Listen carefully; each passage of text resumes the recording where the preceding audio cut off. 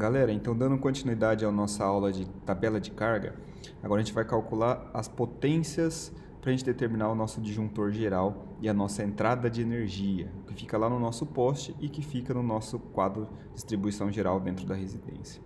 Então a nossa potência instalada ela é a soma dos totais, então ela vai ser igual ao total de TUG mais o total de iluminação mais o total de tomada de uso específico.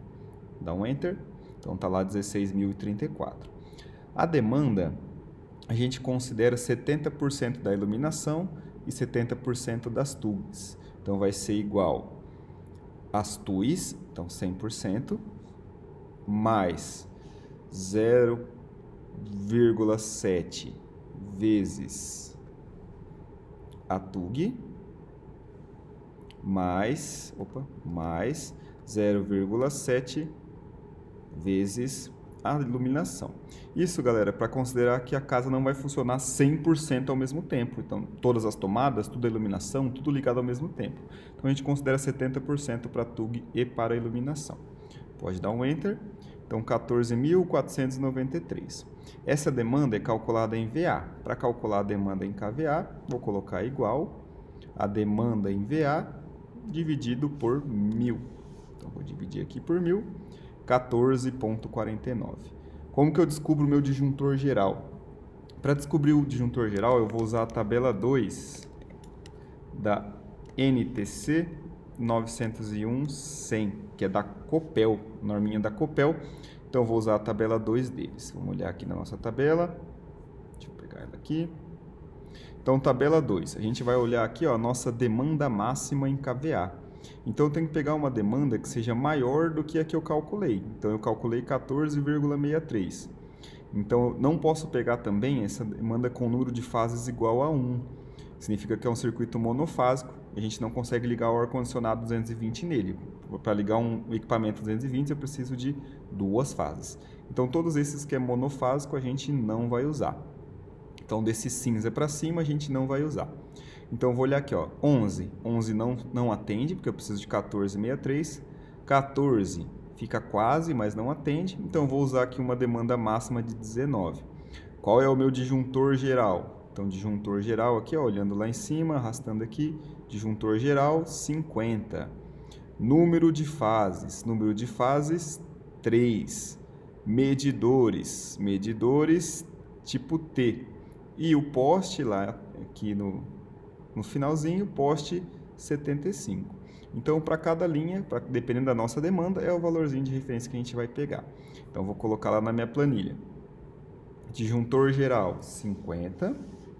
Número de fases, 3. Medidor tipo T e o poste tipo DAN com carga de 75. Beleza? Esse número de fases, esse número de disjuntor, geralmente a gente encontra ele representado assim, ó. 3, jogo da velha, 50. Então, é muito comum vocês encontrarem desse jeito também. A partir daqui, a gente coloca no nosso projeto. Então, a gente vai representar isso no nosso projeto. Então, aqui a gente vai colocar, ó, a representaçãozinha. Então, a gente vai fazer aqui um retângulo para representar o nosso quadro, que a gente chama de quadro de distribuição. Então, a gente faz um retângulo aqui, ó, partidinho aqui no meio,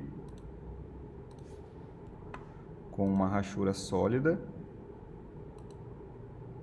Vou pegar aqui uma rachura.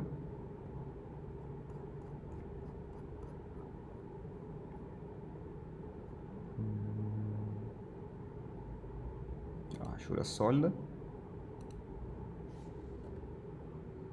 Beleza? Então, esse aqui é o nosso quadro de distribuição geral. Então, a gente pode criar a simbologia para ele lá também. Então, adicione ele lá na simbologia,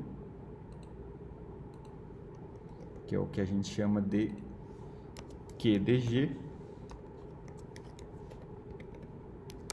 quadro de distribuição geral, que é o quadro de energia dentro da residência.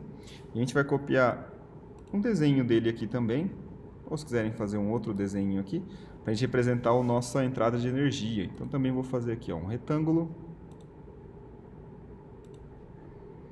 E vou fazer aqui um outro retângulo aqui assim, fazer algo mais ou menos parecido com a cabeça do poste aqui, como se fosse um H.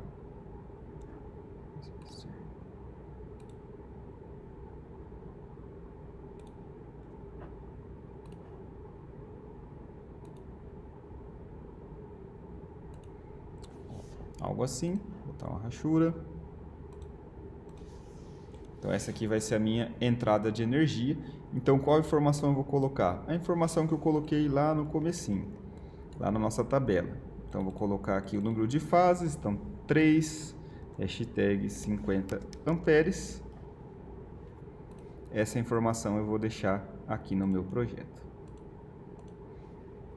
Beleza, pessoal? Então, essa é a nossa atividade tabelas de carga. Chegar aqui nessa configuração. Valeu, tchau, tchau.